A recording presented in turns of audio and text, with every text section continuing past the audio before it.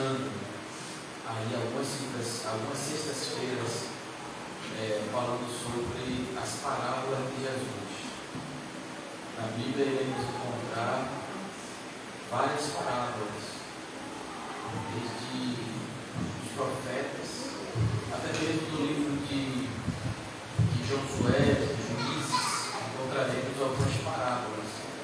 Mas nós nos deteremos nas parábolas específicas de Jesus. E nós teremos algumas sextas-feiras que iremos interromper essa jornada de estudo sobre as parábolas de Jesus, que serão sextas-feiras de festas de grupos, onde teremos agora o estudo de obreiros e membros lá na sede do setor. Será no dia 27, na próxima sexta-feira, dia 8. Então aí nós não teremos esse estudo sobre as parábolas, mas com exceção dessas sextas-feiras que teremos que interromper, nós iremos dar a continuidade das sextas-feiras sobre as parábolas. Falando das parábolas, aparentemente elas são fáceis de serem interpretadas, entendidas, mas eu vejo que alguns irmãos, alguns pregadores até, têm se derrapado, escorregado, por assim dizer, em algumas dessas parábolas, porque as parábolas elas apresentam uma história. Nós vamos ver o que significa as parábolas, mas elas apresentam a história, e a história ela não é interpretada como alguns acham que deve ser interpretada. Então, aparentemente, elas podem ter um significado fácil. Por exemplo, eu já adianto a parábola da mulher que colocou fermento no pão. Está fazendo pão, ela coloca o fermento, e o fermento incha o pão, porque o fermento, a Bíblia diz que leveda toda a massa. Alguns pregadores, alguns intérpretes, eles dizem que esse fermento aí é o crescimento do reino. Outros já dizem que esse fermento na verdade algo ruim para o reino. Então vejam que há, pelo menos, eu estou citando aqui duas interpretações, tem várias interpretações sobre só o fermento. E a parábola é muito pequena, só tem 2 versículos. Então, há duas interpretações, mais do que duas, mas eu estou citando 2 interpretações, e que alguns entendem de uma forma e passa até para a igreja aquilo que entende a forma errada. Porque a Bíblia toda, ela traz um significado do fermento como algo ruim, mas o fermento também tem suas características boas. Então, como é que nós devemos interpretar essa parábola? Quando chegarmos nela, nós veremos. Amém? Então, o capítulo 13 de Mateus é um capítulo que nos traz aqui mais de 5 parábolas. Se os irmãos forem ver aqui, esse capítulo 13 de Mateus é dos capítulos da Bíblia, ou dos Evangelhos, que ele traz mais parábolas, ou uma das mais aqui dos Evangelhos. E das diversas parábolas que Jesus ele conta, sempre ele terá sido interrogado por alguém. Sempre ele terá sido interrogado pelos seus discípulos, por exemplo, quando perguntam para ele: Senhor, qual o significado desta parábola? Nós não entendemos. E notem, os irmãos, que as parábolas elas eram utilizadas à época como artifício da narrativa, da linguagem do narrador, do pregador, do orador, para trazer um significado claro daquilo que ele quer passar para os seus ouvintes. Obviamente que as parábolas que Jesus contava diante das multidões, os que eram sábios não compreendiam, porque as parábolas elas tinham na sua expressão teor simples, elas tinham na sua expressão uma linguagem simples que alcançava corações simples. Tanto que Jesus ele diz, olha, em Mateus capítulo 11, aqui próximo, Mateus capítulo 11, no versículo número 25, diz assim: por aquele tempo Jesus exclamou: graças te dou, ó Pai, Senhor do céu e da terra, porque escondeste estas coisas dos sábios e instruídos e as revelaste aos pequeninos. Sim, ó Pai, porque assim foi no teu agrado. Então Jesus ele louva ao Senhor, louva a Deus, porque as coisas dos céus, as maravilhas dos céus, o Senhor Deus revela para os pobres, para os humildes, para os simples, e essas mesmas coisas dos céus, essas grandiosidades dos céus, são ocultas aos sábios. Não porque Deus quis ocultar, mas porque os sábios eles não tinham as palavras de Jesus como palavras de Deus. Compreende? Eram palavras para eles muito simples, eram palavras muito corriqueiras, e Jesus ele utilizava de propósito essas palavras corriqueiras, palavras simples, para alcançar justamente corações pobres, corações simples. Então, para alcançar esses corações, Jesus utilizava à época uma espécie de grego, um tipo de grego que nós chamamos de grego koiné, ou grego koiné. É o grego comum, é o grego próximo do povo, é o grego popular, não o grego clássico. O grego clássico era utilizado nos palácios, o grego clássico era utilizado em lugares de luxo, mas Jesus, João Batista, os apóstolos, eles utilizavam o grego comum, o grego do povo. É mais ou menos se eu chegar aqui para os irmãos e utilizar algumas palavras do hebraico, algumas palavras do grego, os irmãos não vão entender, né? Mas se eu disser a palavra do grego ou do hebraico e dando o seu significado, os irmãos vão compreender certamente, né? Mais próximo de nós teremos aí o latim ou até o inglês. Se eu falar alguma palavra em inglês, eu tenho que dar o significado, porque alguns irmãos não poderão compreender. Jesus, então, ele, para se aproximar do povo, e a Bíblia diz que a multidão, em alguns versículos, e as multidões o seguia. Seguia porque eles eram atraídos pelas palavras simples de Jesus.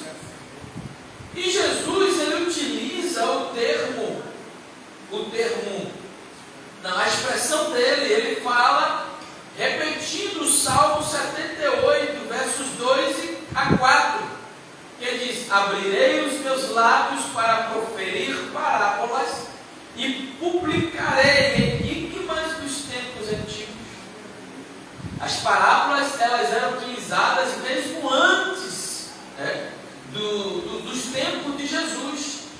Jesus não inova as parábolas, ele continua utilizando as parábolas. Agora, as parábolas dos lábios de Jesus eram parábolas com palavras simples, não eram parábolas com palavras rebuscadas, palavras que só se ouvia nos palácios. Então, o que é que vem a ser parábola? Parábola, ela significa uma narrativa curta, ela é uma comparação através de uma narração, de uma fábula, através de uma história com alegorias. Então a parábola, ela é comparação comparação de uma verdade, de um fundo de verdade, através de uma história. Então, quando Jesus, por exemplo, ele diz em Mateus 6, 28, e por que andais ansiosos quanto ao que vestir? Olhai para os lírios dos campos, crescem. Olhai como os lírios do campo crescem, eles não trabalham nem tecem. Ou seja, Jesus, ele conversando com os discípulos, pregando para os discípulos, ensinando para os discípulos, Jesus, ele caminhando com os discípulos, ele mostra os lírios do campo. Olhai, vejam, eu não posso aqui, irmãos, pregar e dizer, olhai para os céus, porque os irmãos não estão enxergando o céu. Amém? Olhai para o sol, os irmãos não estão enxergando o sol. Então, para eu trazer uma verdade aqui, utilizando uma parábola, eu tenho que prenunciar, eu tenho que apontar algo que os irmãos estão enxergando. Então, Jesus, para trazer uma verdade, ele aponta para algo que está à sua frente, ao seu derredor. Os irmãos estão compreendendo até aqui? Jesus, ele utilizava um método de ensino chamado peripatético. É um método, ou aristotélico, é um método foi utilizado alguns anos antes de Jesus por Aristóteles, quando ensinava Alexandre o Grande no jardim do Palácio Real. Ele utilizava ensinando as verdades, ensinando as lições, caminhando com Alexandre o Grande. Mas, nobres irmãos, aquilo não foi originado por Aristóteles, o filósofo. Aquilo já foi ensinado bem antes dele, por Moisés. No capítulo 6, versículos 3 em diante, Moisés ensina aos pais: olha, quando caminharem no caminho, ensina os mandamentos. Quando sentarem, quando levantarem, coloca nos umbrais da porta, nas testeiras. Então, já era um método utilizado pelos ensinadores. Aristóteles, ele reutiliza, e Jesus também, ele toma como método de ensino esse método de ensino. Ele caminhava com os discípulos. Pensemos dessa forma: Jesus caminhava com os discípulos, e aí Jesus mostrava: está vendo aquilo ali? Está vendo aquilo ali? Está vendo ali? Então os discípulos tinham um ensinamento ao vivo, a cores, a natureza. Jesus utilizava da natureza. Outro exemplo,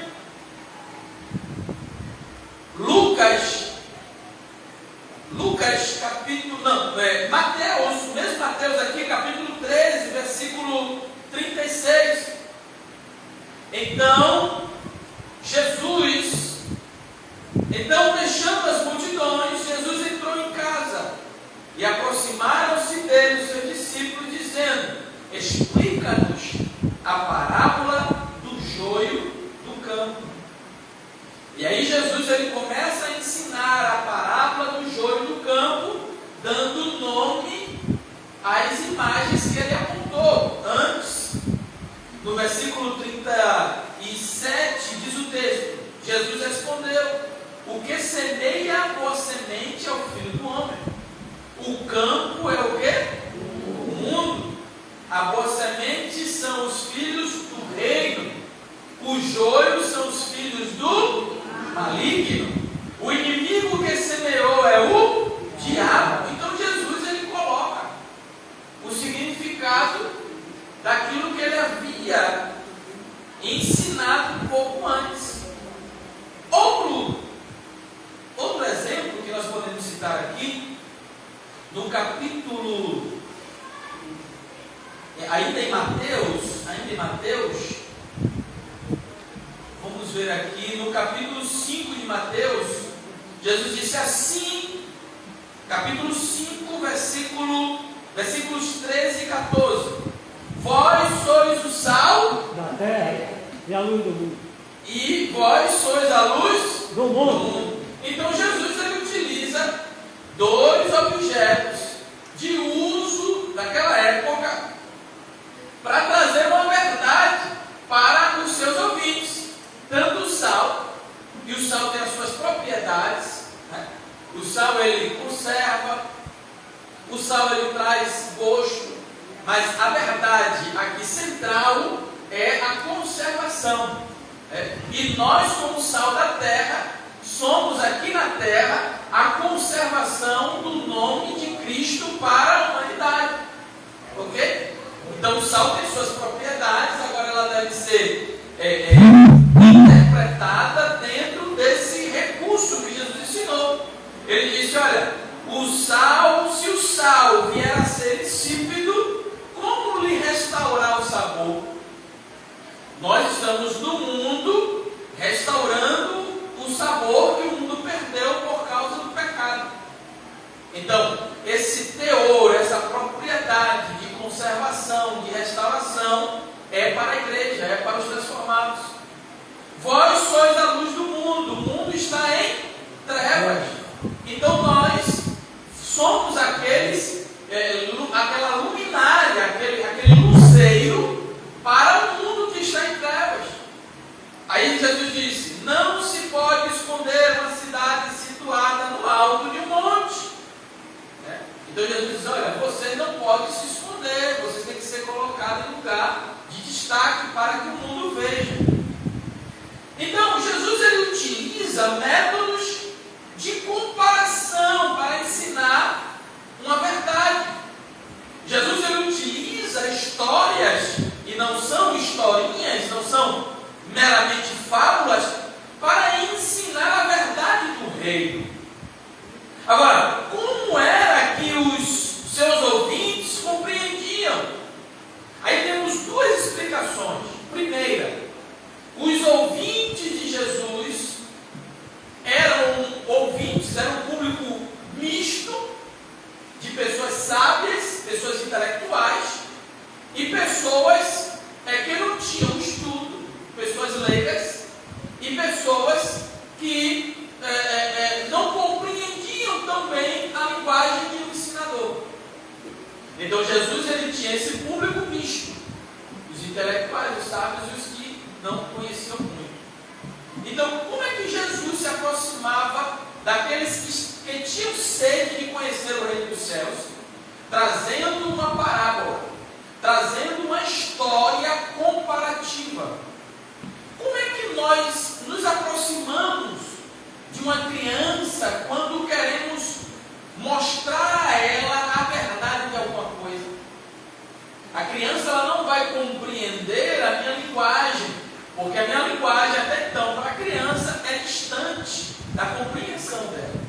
Aquilo que se aproxima mais da compreensão da criança são histórias, são histórias visuais, né? Histórias além de contadas também vistas, para que eles enxerguem. Jesus ele se utilizava desse método para trazer a si, trazer aquele público ao conhecimento da verdade, ao conhecimento da palavra, ao conhecimento do reino. Esse público.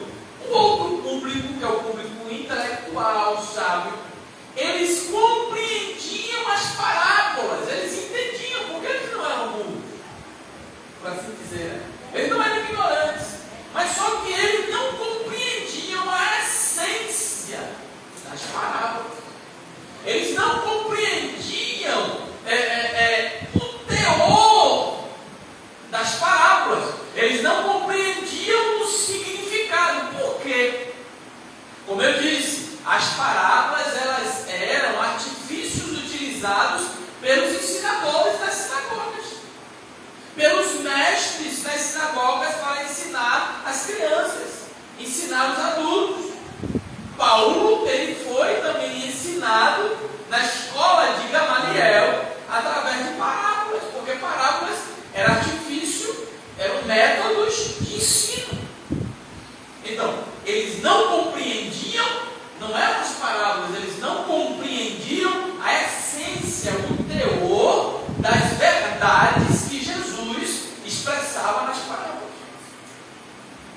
Então, as parábolas são alegorias sob forma de uma narração, relatando fatos naturais ou acontecimentos possíveis, sempre com o objetivo de declarar ou ilustrar uma ou várias verdades. Vamos citar um outro exemplo aqui, que Jesus ele traz e é tremendo isso aqui. Capítulo 5, versículo 29 de Mateus. Jesus disse: se o seu olho direito leva você a tropeçar, arranque-o e jogue-o fora, pois é preferível você perder uma parte do seu corpo do que ter o corpo inteiro lançado no inferno. Aqui duas palavras que elas não se encaixam na narrativa, mas como parábola ela vai se encaixar. As palavras são tropeçar e arrancar. Jesus ele disse: se o seu olho direito leva você a tropeçar, arranque. Como é que o olho vai levar alguém a tropeçar? Compreende?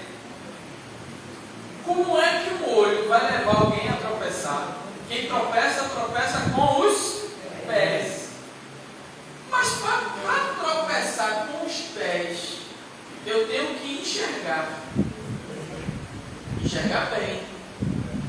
E Jesus, ele não cita os dois olhos. Ele cita somente o olho direito. Para os antigos orientais, a destra, tudo que estava à direita, representava a vida, representava a autoridade, representava poder, mas principalmente a vida. Porque para eles era o lado em que o coração apontava. Nós sabemos que o coração ele aponta para o lado esquerdo, né? Mas para os orientais, para os antigos, o coração ele dava vida só para o lado direito. Ele trazia a vida para o lado direito. Por isso que Jesus ele fala: olha, quando te vier te bater numa face, entrega-lhe a outra. Não era que alguém, quando batia na pessoa com a mão aberta no lado, quando ele batia no lado, ele vinha e dava a volta. Ele não vinha e batia duas vezes no mesmo lado. Quando alguém batia com as costas da mão, ali era vergonhoso. Jesus está dizendo assim: olha, mesmo que te traga vergonha, dê a outra face. Quando ele batia assim, a pessoa dava a outra, ele vinha para envergonhar. Quando Jesus ele disse: olha, se o teu olho direito, na verdade são os dois, mas o olho direito é o olho que traz autoridade, é o olho que traz a liderança, é o olho que traz a vida para os antigos. Arranca ele, se ele te faz tropeçar. Nós já vimos que tropeça são os pés, mas quem guia os pés são os olhos. Arranque-o. Por que arrancar? Por que arrancar e não fechar?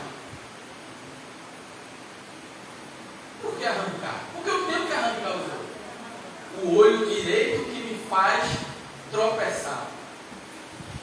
Porque eu tenho que arrancar. Para não pecar mais. Para não pecar. Não olhar mais. Para não trazer escândalo.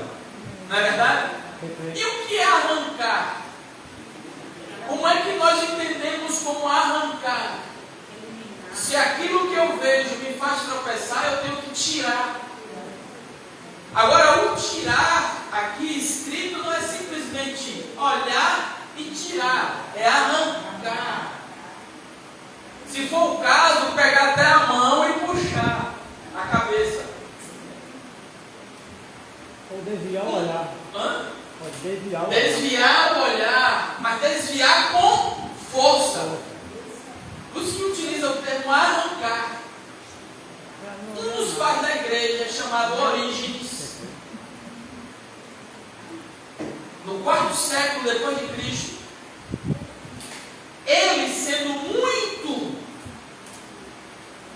devoto a Deus, ele leu esse texto e a história conta que Orígenes ele arrancou os órgãos genitais, se tornou eunuco, porque ele disse que aquilo ali o fazia tropeçar e ele queria entrar nos céus e não no inferno. Ele levou aquilo no sentido literal do texto. Aí nós temos pelo menos duas interpretações do texto. A interpretação alegórica, que aí nós vemos nas parábolas contadas especificamente aqui por Jesus, e também temos a interpretação literal, ou a interpretação literal de uma frase. Por exemplo, está chovendo, está caindo cacau. Quem é que vai entender o que é cair cacau? Os antigos expressavam dessa forma. Essa é uma expressão idiomática, é uma expressão que nós podemos dizer regional. Se um americano chegar aqui na igreja, ele vai dizer cacau, que é cacau, chuva, cair, é o que ele está querendo dizer. Né? O mesmo para eles, os americanos dizem que está caindo canivete. Quando chove muito, cai canivete. Eu não vou entender, só eles entendem.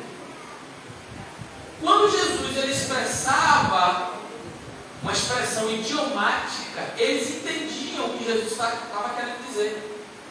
Se eu disser aqui, olha, esse discurso dá pano para manga, alguém aqui que não entende isso vai dizer manga fruta. Pano para manga? É uma expressão idiomática. Mas Jesus utilizava as expressões idiomáticas para aquela época que era entendido naquela época. Exemplo, quando Jesus disse, é mais fácil passar um camelo no fundo de uma agulha. Quando Jesus fala isso, para eles soa familiar, porque eles conheciam o que era essa expressão, o que significava essa expressão. E nós depois vamos ver. Então, há um sentido literal do texto e há um sentido alegórico. Se eu pego esse texto aqui, Mateus 5,29, e o meu olho me faz pecar, o que é que eu vou fazer com ele se eu entender ele de forma literal? Menino, pega uma faca ali. Vou arrancar esse olho aqui, parece até que o olho é algo que tira e volta, né? Vou arrancar ele, depois eu coloco. Para não pecar mais. Jesus, na verdade, ele não estava dizendo para nós nos mutilarmos. Não. Jesus estava dizendo assim, olha, se você tem de fato um compromisso com o reino dos céus, você deve utilizar os membros do seu corpo para a santificação e glória do nome do Senhor.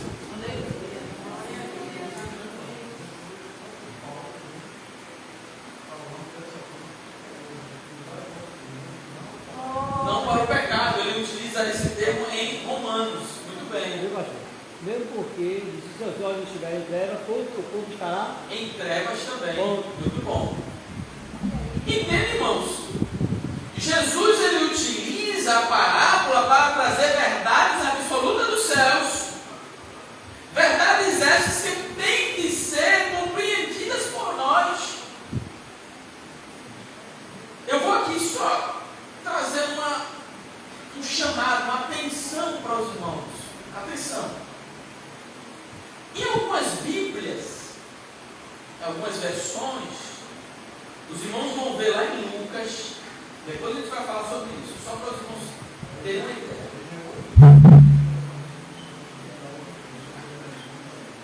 Também vamos fazer, muito bom. Muito bom. No capítulo em Lucas,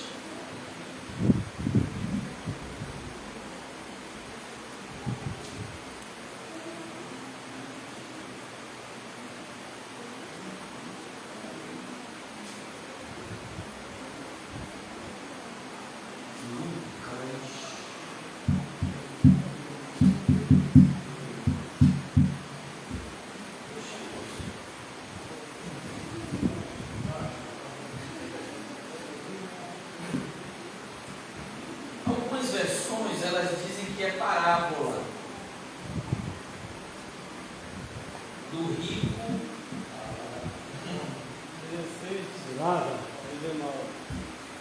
16, 19, passei por ela. 16, 19. Mas tem versões que não diz que é parábola. Por quê?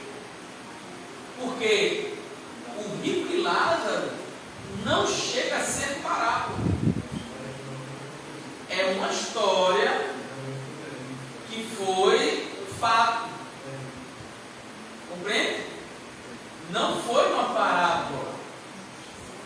Mas isso a gente vai ver em outra situação. Mas é só para chamar a atenção dos irmãos, porque nós vimos corriqueiramente os irmãos dizer: vamos ouvir a parábola do rico e Lázaro. Não é assim? Mas o rico e Lázaro não é uma parábola, é uma história. Mas a gente vai ver isso em outra situação. Mas até aqui os irmãos compreenderam? Então vamos ver. Um erro comum é definir parábolas como sendo somente comparações, né? Usando a etimologia, jogar por causa da palavra grega parabolê, fazendo com que parábolas sejam uma verdade física sendo colocada ao lado de uma verdade espiritual. Na verdade, esta explicação, essa definição explica algumas parábolas, mas não todas. Ou seja, tem parábolas cujos significados vai mais além do que uma comparação. Se nós formos pegar os livros poéticos, por exemplo, Salmo e Provérbios, são livros que devem ser compreendidos de forma paralelas. Cada texto dos Salmos, que são hinos, e cada texto dos Provérbios, que são ensinos do sábio, elas têm que ser compreendidas de forma paralela. Por exemplo, citar um exemplo aqui, vou pegar qualquer texto em Provérbios. Aqui. Os tesouros, Provérbios 10, 2. Os tesouros conseguidos de forma iníqua não servem para nada, mas a justiça livra da morte. Ou seja, o sábio ele coloca algo que é injusto, que é falar, mas a justiça livra da morte. Então ele traz uma resposta a uma ideia contada antes.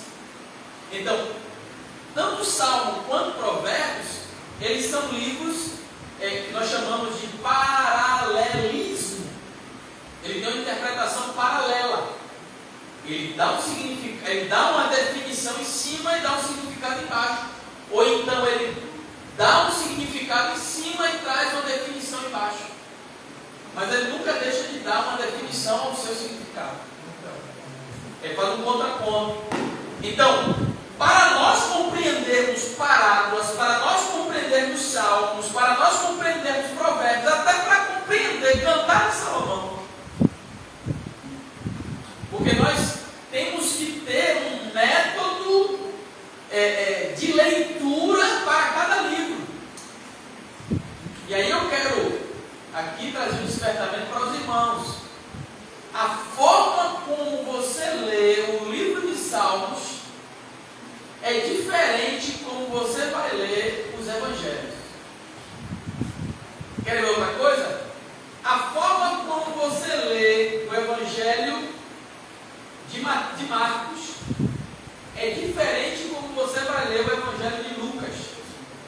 Porque o Evangelho de Marcos é uma linguagem simples. Já o Evangelho de Lucas é uma linguagem mais rebuscada. Porque quem escreveu o Evangelho de Marcos, Marcos, era do povo. Já Lucas, ele era o quê? Doutor. Então, a linguagem é diferente. Até quando você vai ler, é diferente.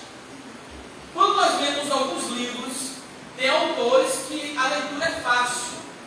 Mas já tem autores cuja leitura é muito difícil. Para você compreender um parágrafo, você tem que ler várias vezes.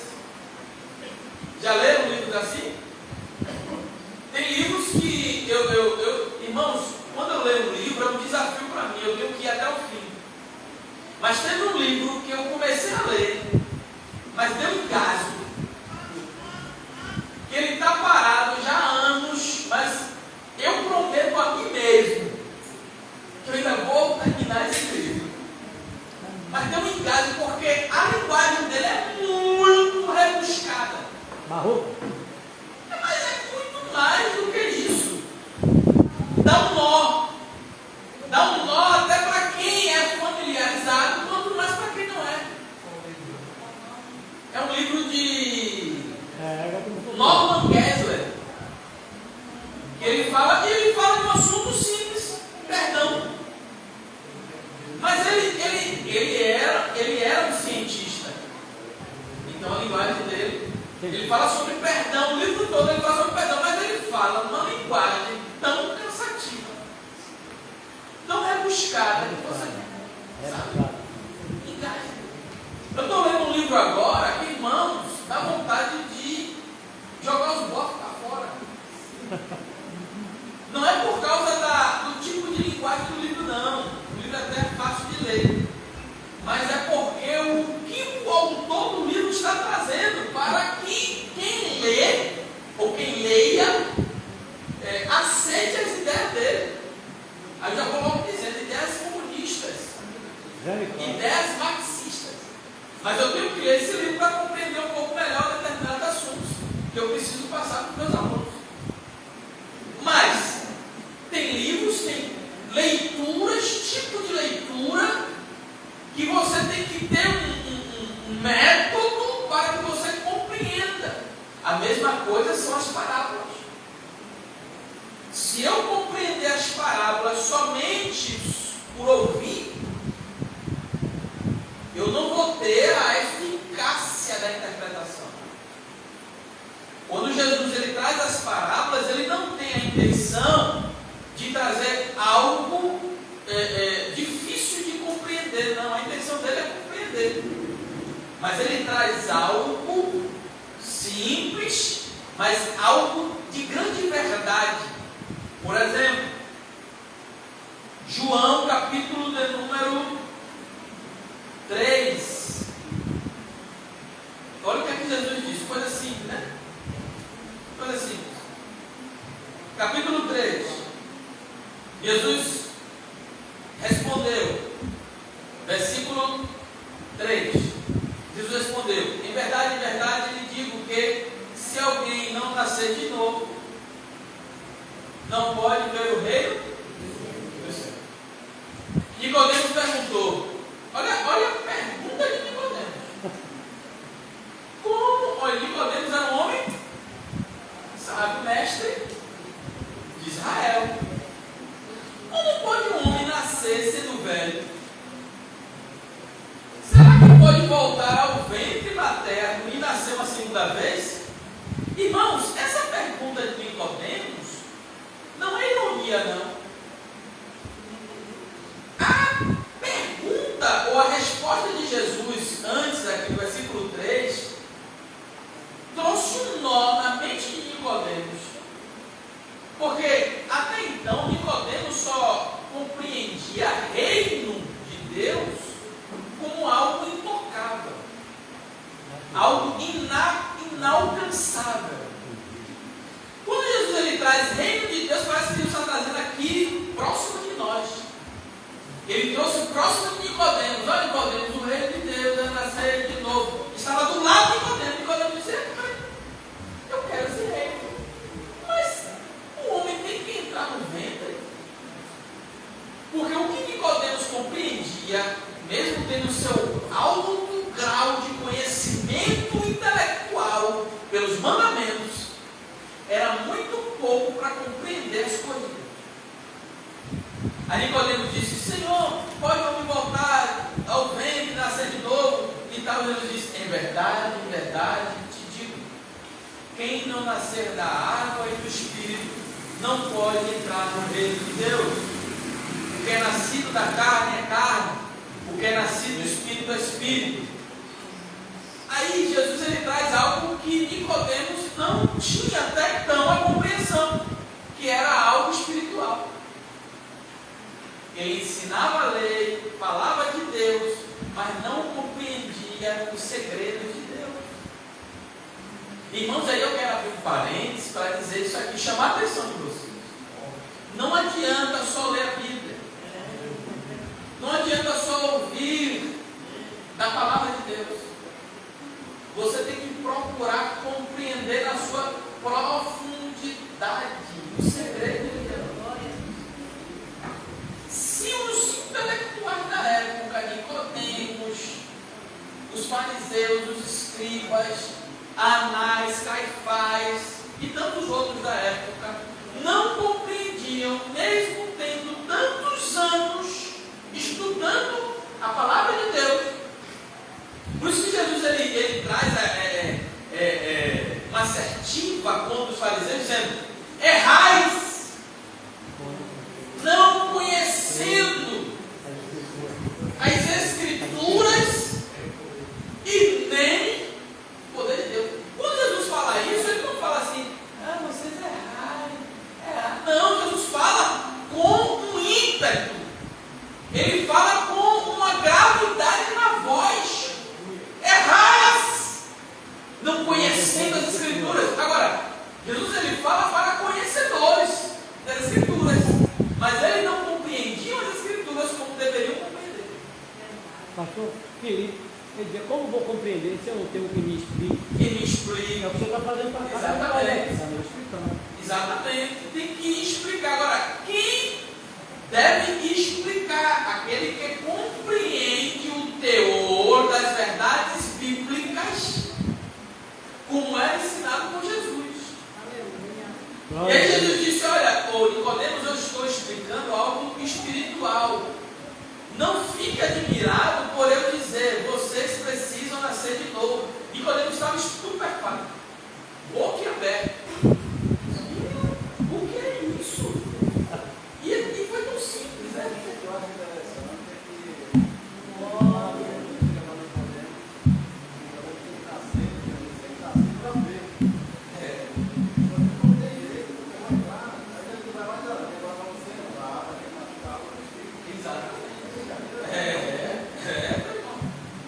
tem que se purificar, Nicodemos. Aí Jesus vem: o vento sopra onde quer. Jesus está trazendo aqui uma parábola. O vento sopra onde quer, ouve a sua voz, mas não sabe de onde vem, nem para onde vai. Assim é todo aquele que é nascido do Espírito. Aí Nicodemos, perdido na conversa, disse: Senhor, como pode ser isso? Está perdido. Nicodemos, está aqui. Ele entrou como sábio, né? Ele entrou para ver o sábio, o mestre, mas ele entrou como sábio, cheio, o copo cheio. Aí quando chega, Jesus ele traz aqui que alcança o coração de Nicodemos. Nicodemos diz: Senhor, como pode ser isso? Já estava sem saber. Mas, aí Jesus diz: você, mestre de Israel, não compreende essas coisas? E aí vai. Então, entendamos, aí foi os parênteses, né? Entendamos que as Escrituras Sagradas elas têm que ser compreendidas de forma espiritual. As coisas de Deus têm que ser compreendidas de forma espiritual. Aleluia. Eu não posso carnalmente, né, pelo meu intelecto. O intelecto ele é bom? É. Deus usa o nosso intelecto? Usa. Aqui nenhum de nós somos robôs. Bom, né? Verdade? Né? Quem concorda comigo? Não somos robôs, autômatas. Nós não somos. Mas Jesus pelo seu Espírito Santo, Ele nos usa mediante aquilo que eu absorvo, né? O absorver é as letras, a ciência, o conhecimento de forma geral, né? E aí Deus vai usando, como Deus usou Paulo. Paulo, ele era poliglota, ele chegava em qualquer lugar. E aí Jesus, ele fala com Paulo, né, em Atos 9, 15 e 16: você há de sofrer com o meu nome diante dos reis, diante dos sábios, porque Paulo era sábio. Já Pedro não, Pedro era mais pesado de língua, né?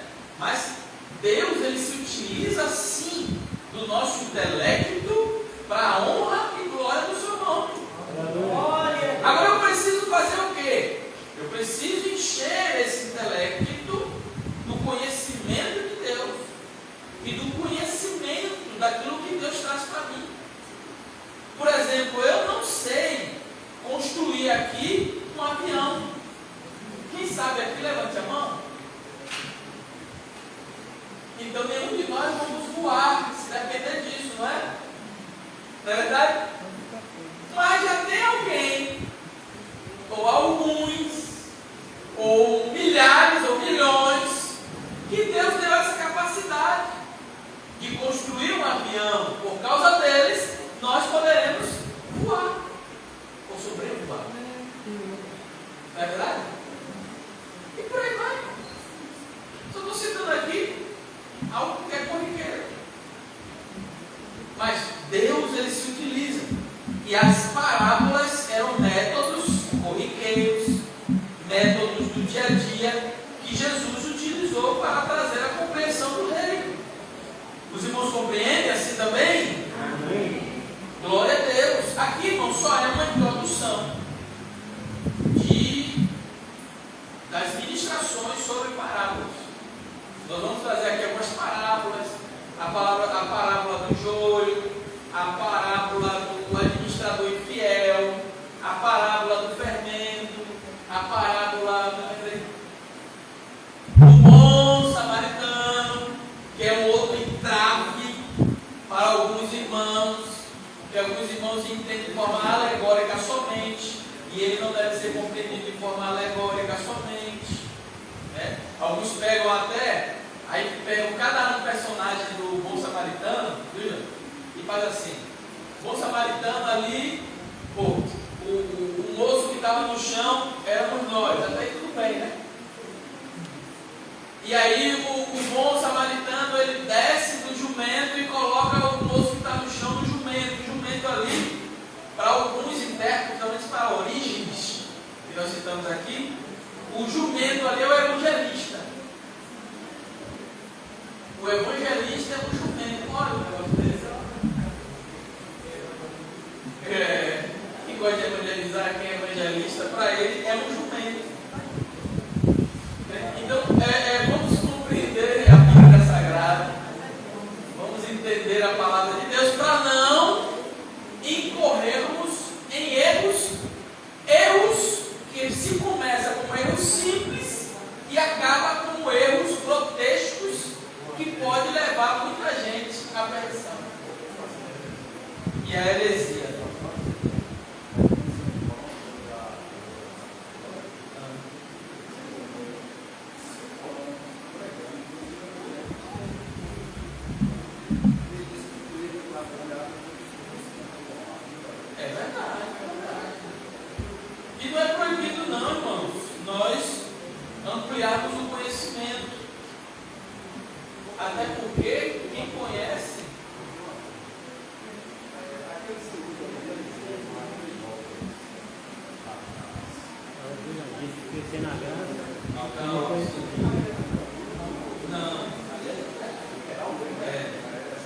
O irmão está perguntando aqui dos moços lá de Eliseu, que chamaram ele de calvo.